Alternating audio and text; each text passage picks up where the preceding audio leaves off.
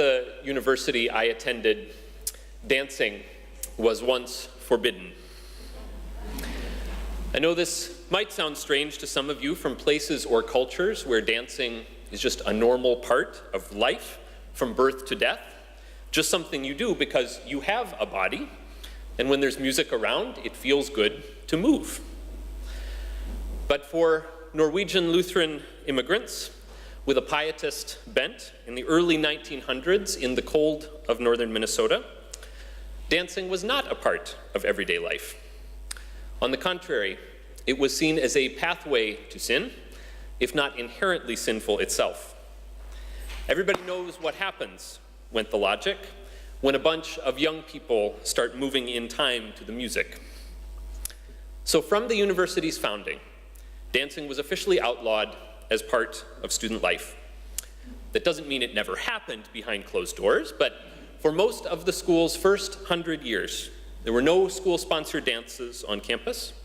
There were no dance classes, much less a dance department, which there actually is now. And there was certainly no dancing in church. So that might seem a pretty far cry from our church here, where we do dance in church sometimes, or where we try to anyway, in the space we have. But the truth is, Christianity has often had a deep, deep suspicion of the body. Whether it's outlawing dancing, or taking a heavy-handed approach to dress codes, or having an impossibly difficult time talking about human sexuality, when it comes to bodily stuff, Christians have been everything from squeamish to openly hostile. In one sense, this is incredibly strange. I mean, of all major world religions, Christianity gives the most exalted position to a single human body. Other religions speak of God using a variety of mythical images, or using language of spirit, or strongly insisting that God can never be represented in any physical way. But Christians actually say God was uniquely present in a human body, was made incarnate, literally was enfleshed. The big news of the Christian faith is that in a single, fragile human life, all the glory of God was pleased to dwell, full of grace and truth. So with that claim at the center, you would think that Christians would hold the body in the highest esteem, would be comfortable with it, would honor it, because, well, God honored it in the highest possible way. So on the one hand, it is incredibly strange that Christians would be suspicious of the body. But on the other hand, how could we be anything else with a passage like the one we have from Paul's letter to the Romans today? For those who live according to the flesh set their minds on the things of the flesh, but those who live according to the Spirit set their minds on the things of the Spirit. To set the mind on the flesh is death, but to set the mind on the Spirit is life and peace. So it's all right there, right? Spirit equals life and peace, flesh equals death. Good things come through spiritual means, bad things come through bodily. So honor the spirit and suppress the body. No dancing, right? That is definitely how this language has sounded to Christians over the centuries, and it's worked its way deep into our psyche. So much so that Christianity has often been this religion made of flesh and blood human beings, people with bodies, making the wild claim that God took on a body, and yet burdened with this idea that bodies are a bad thing. And the goal is to live as basically disembodied spirits. It's really strange, right? The good news is that Paul is not actually a body-hating ascetic, but he is speaking in ways that we need a little bit of help to understand. In the chapters of Romans that come before our reading today, Paul has been speaking loud and clear about the identity of his hearers.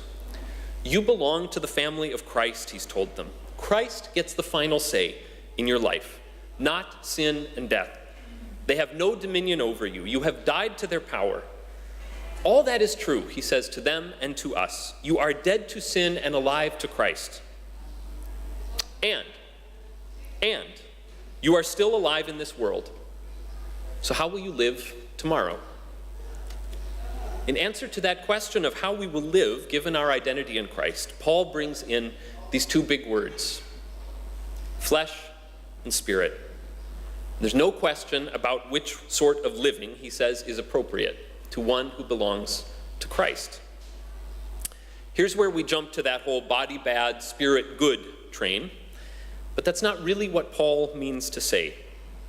For Paul and for his contemporaries in the ancient world, flesh was basically about temporary things, things that are corruptible, that pass away, as flesh does in the normal course of things.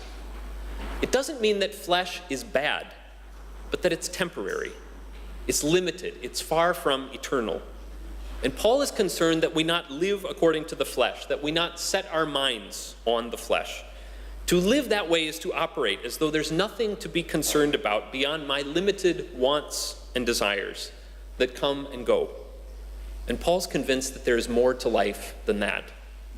We are bodies, yes, but we are bodies animated with God's Spirit.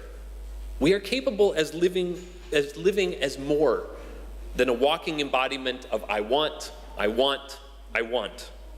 In these very bodies, we can live with our minds set on something greater than my individual wishes at any moment.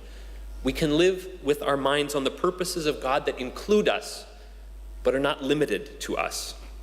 In Paul's language, we can set our minds on the Spirit. So I know all of this sounds just terribly abstract.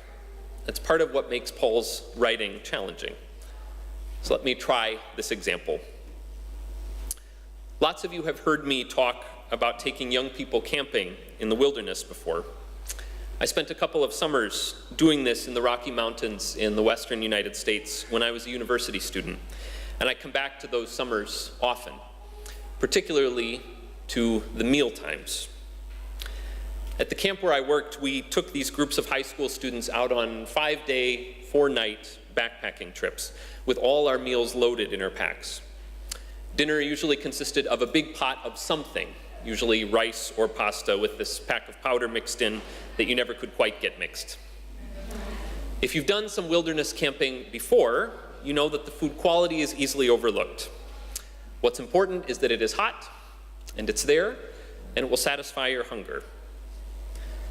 So after I'd taken a few of these groups out on wilderness trips, I began to discover a pattern when it came to meal times.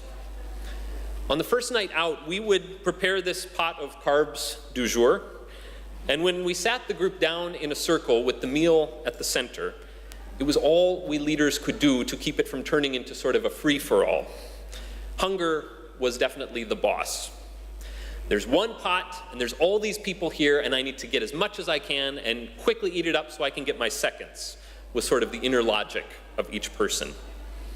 The scene was a little bit alarming at first, but as I said, a pattern emerged after you saw this a few times, and you began to know what to expect.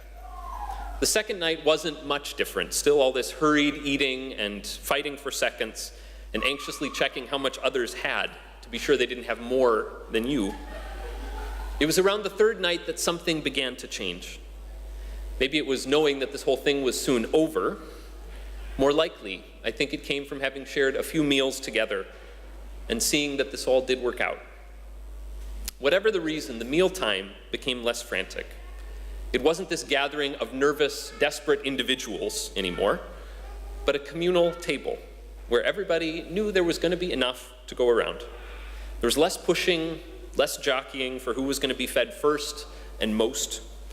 Sometimes we leaders, by this point, sometimes, would even see the kids offering some to each other, being sure people got seconds who wanted it. It was the same setting every night, the same campfire. But there were two very different ways to inhabit that one scene. Paul's terminology works pretty well, I think. On the first nights, the group's mind was set on the flesh. On the later nights, their minds were set on the Spirit. It has nothing to do with bodies being bad.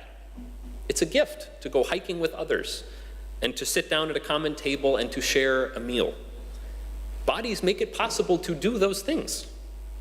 It's how we inhabit them that makes the difference. If we set our immediate wants and drives ahead of everyone else's, or if we allow God's priorities of wholeness and justice and love to realign us through and through, body, mind, and spirit. So of course, we're not out in the wilderness around a campfire most of the time, but we are around the campfires of our families or our friends. We are around the campfire of our church community here. We are around the larger campfire of Christians throughout the world. And we are around the campfire of our common shared humanity, where all these centuries after Paul, life is still so easily focused on the fulfillment of passing desires, on getting what I want when I want it, where it's easy to fall prey to the illusion that there's not enough to go around, and my only choice is to grab as much for myself as I can get. And we know where this way of living leads us: to nations in conflict, to an earth stretched at the seams, to people profoundly isolated from one another in their own private worlds of me first, and to those most vulnerable left behind. When Paul says that to set the mind on the flesh is death, I think this is precisely what he means. There is no real life in living captive to my every passing desire. There is no life there for me or for the world.